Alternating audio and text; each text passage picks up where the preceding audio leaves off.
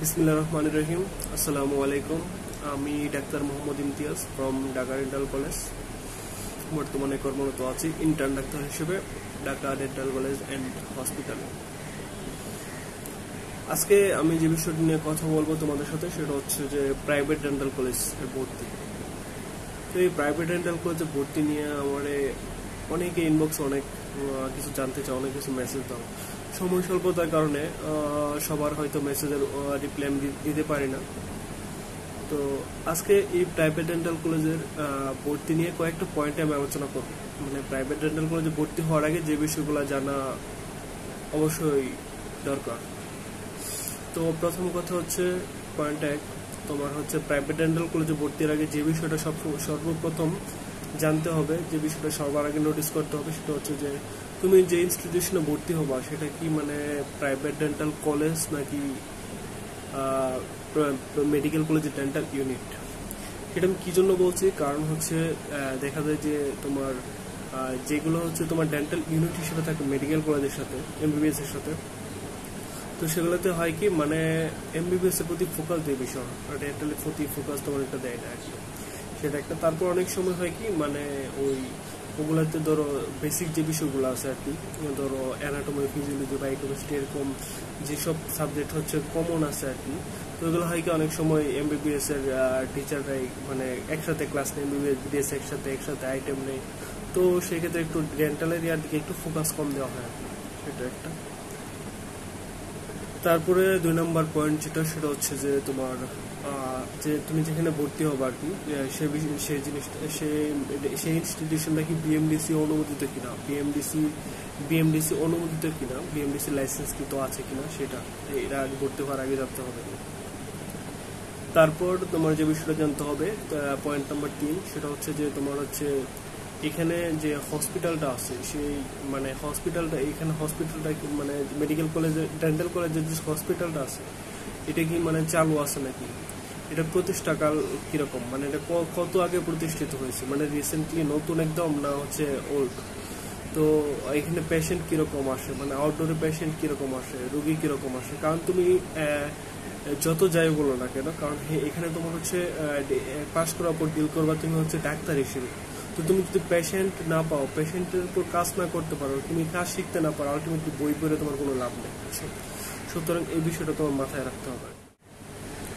3 নম্বর যে বিষয়টা, সেটা হচ্ছে যে কলেজের নিজস্ব কোনো ক্যাম্পাস আছে কি, এবং এখানে তোমার যে টিচার পর্যাপ্ত সংখ্যক টিচার আছে কিনা, মানে টিচার স্বল্পতা আছে কিনা। অনেক সময় দেখা যায় যে টিচার হচ্ছে একই টিচারে 4-5টা সাবজেক্টে ক্লাস নেয়, যেখানে হচ্ছে ধরো টিচার সংকট আছে আর কি, তো সেইগুলাতে ধরো হচ্ছে মানে ওই পড়াটা ওইরকম বোঝা যায় না। আর 4 নম্বর যে বিষয়টা, সেটা হচ্ছে যে তোমার হচ্ছে এখানে হসপিটালের লোকেশনটা কোথায়, মানে হচ্ছে এটা কি মেইন রোডের পাশে নাকি হচ্ছে তোমার মানে একটা কর্নারে মানে থাকে না অনেক জায়গায়, যেসব জায়গায় তোমার হচ্ছে তোমার ওই সবকিছুই বলো তোমার হচ্ছে এখানে পেশেন্টের যাতায়াত বলে ওদিকে তোমার এটা হয় না আর কি, ওরকম হয় আর কি, মানে একটা অফ সাইডে পড়ে গেলে ওইদিকে ধরো পেশেন্ট রোগী অথবা স্টুডেন্ট অনেকে মানে যায় না আর কি ওইদিকে। 5 নম্বর যে বিষয়টা, সেটা হচ্ছে যে মানে প্রফে বসার ক্ষেত্রে ওখানে কোনো ঝামেলা করে কিনা। অনেক সময় দেখা যায় যে হচ্ছে যে তোমার হচ্ছে এখানে তো তুমি যত কিছুই বলো প্রাইভেট মানে একটা বিজনেস আর বুঝছো, তো অনেক ক্ষেত্রে ওরা চায় যে হচ্ছে ধরো একই স্টুডেন্টের বিভিন্ন সময় ওই প্রফে বসতে দেয় না, ফেল করাই। তো ধরো একটা স্টুডেন্ট যদি একটা প্রফ দিতে না পারে, আর একটা প্রফ দিতে হবে 6 মাস পরে, স্বাভাবিকভাবে ওই যে 6 মাসের বিল বেতন পাবে। তো এই ক্ষেত্রে অনেক বিবেচনা করা অনেক প্রাইভেট প্রতিষ্ঠানগুলো হচ্ছে এরকম প্রফে বসতে দেয় না, ফেল করায়। তো এটা হচ্ছে তোমরা সিনিয়র যারা আছে মানে এখানে রানিং পড়াশোনা করতেছো ওদের কাছ থেকে জানে নিবা যে মানে প্রফে বসার ক্ষেত্রে মানে কিরকম ঝামেলা করে কিনা, মানে এসব বিষয়ে প্রফে পাস করায় কিরকম, এগুলো একটু জানে নিবা। তারপর পয়েন্ট নাম্বার 6 যেটা, সেটা হচ্ছে যে তোমার হচ্ছে এখানে ইন্টার্নশিপের মানে অনেক সময় অনেক জায়গায় হয় কি, ধরো তোমার হচ্ছে যে ভর্তি করলে 90 জন, কিন্তু ইন্টার্নশিপে ওরা সিট রাখা হচ্ছে 2 জন, তো ওই ফেল করাইতে ফাইনাল পর্যন্ত ওরা নিয়ে যায়, ওই 2 জনকে পাস করায় ফাইনাল পর্যন্ত, বুঝছো। তো এরকম সিস্টেম আছে কিনা বুঝছো, এটা আছে কিনা এটা একটু ভালো করে জানিয়ে নিবা, বুঝছো। তারপর 7 নম্বর পয়েন্ট যেটা, সেটা হচ্ছে যে এখানে ভর্তির সময় মানে অনেক সময় হয় কি যে ভর্তির সময় বলে এটা একরকম, কিন্তু দেখা যায় পরে ভর্তি হওয়ার পর দেখা যায় যে ভর্তির সময় দেখা যায় স্টুডেন্ট না পায়া ভর্তি করায়, ধরো নর্মালি হচ্ছে ভর্তি কত 7-8 লাখ টাকা, ওরকম 8-10 লাখ টাকা এরকম। অনেক সময় অনেক ডেন্টাল কলেজ কি মানে স্টুডেন্ট পায় না, তো ওরা তোমার হচ্ছে ভর্তি করায় বলে যে 2 লাখ 3 লাখ টাকা এরকম, মানে কমে ভর্তি করে আর কি, বুঝছো। কিন্তু ভর্তি হওয়ার পর দেখা যায় যে ওইখানে হচ্ছে মানে পড়াশোনার মানও ভালো হয় না। কারণ হচ্ছে এক হচ্ছে যে 2-3 জন স্টুডেন্ট 10-12 জন স্টুডেন্ট দিয়ে আসে, ওইরকম একটা টিচার যদি ক্লাসে আসে ওরও হচ্ছে মন বসবে না, স্টুডেন্টেরও পড়াশোনা ভালো লাগবে না আর কি, বুঝছো। তো সেই ক্ষেত্রে মানে এরকম মানে 3-4 লাখ টাকা লোক দেখালে মানে ওরকম নিম্নমানের কলেজগুলোতে ভর্তি হবে না, বুঝছো। তারপর হচ্ছে তোমার ওই অনেক সময় হয় কি মানে একটা বলে একটা অ্যামাউন্ট, কিন্তু পরে ওই ভর্তি হওয়ার পর দেখা যায় যে হিডেন বিভিন্ন চার্জ আছে, বিভিন্ন টিউশন, বিভিন্ন ফি, ওরা মানে হিডেন অনেক এক্সট্রা অনেক ফি থাকে আর কি, বুঝছো। সেগুলো আগে হচ্ছে একটু সিনিয়র যারা আছে ওখানে রানিং পড়াশোনা করতেছে, মানে কলেজ একাডেমিক থেকে তো তোমার ওই হিসাব দিবে না, ওরা এগুলো বলবে না, কিন্তু যারা হচ্ছে রানিং যারা পড়াশোনা করতেছে ওদের কাছ থেকে এই বিষয়টা একটু জানে নিবা আর কি, বুঝছো।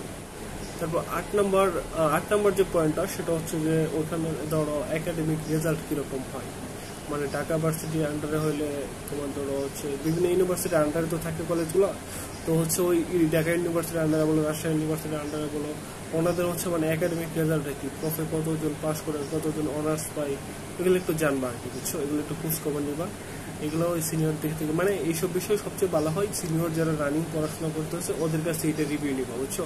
কলেজ একাডেমিক ওদের কাউকে জিজ্ঞেস করলে ওরা কখনোই তোমার হচ্ছে ওই অথেন্টিক মানে ওদের যে রিয়েল ইয়েটা ওটা কখনো বলবেন না, বুঝছো। তারপর 9 নম্বর যে বিষয়টা, সেটা হচ্ছে যে তো তোমার পড়াশোনার ক্ষেত্রে যেসব ইকুইপমেন্ট লাগে মানে ওইগুলো পর্যাপ্ত পরিমাণে আছে কিনা, সাপ্লাই আছে কিনা, এখানে যেটা তুমি অ্যানাটমি পড়তে গেলে ডেড বডি লাগে, অনেক সময় তোমার হচ্ছে যে তোমার অনেক জায়গায় হচ্ছে ওই ক্যাডাবার থাকে না, কিংবা হচ্ছে যে সকল মানে অনেক মেডিকেল ইকুইপমেন্ট যেগুলো লাগে তোমার ওগুলো স্বল্পতা থাকে আর কি, বুঝছো।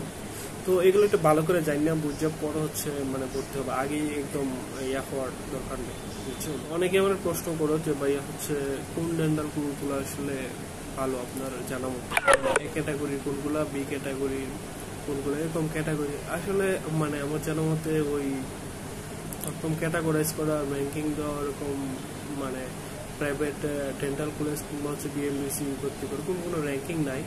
তবে মানে ঢাকার দিকে যদি বলা যায় তবে কিছু ডেন্টাল কলেজ ধরো ভালো আছে, যেমন হচ্ছে তোমার Sapporo dental college, Ibrahim medical college dental unit যেটা সেটা, তারপর হচ্ছে তোমার Bangladesh medical college dental unit, pioneer dental college, ওই সিটি ডেন্টাল কলেজ, এগুলো একটু মানে টপে আছে আর কি।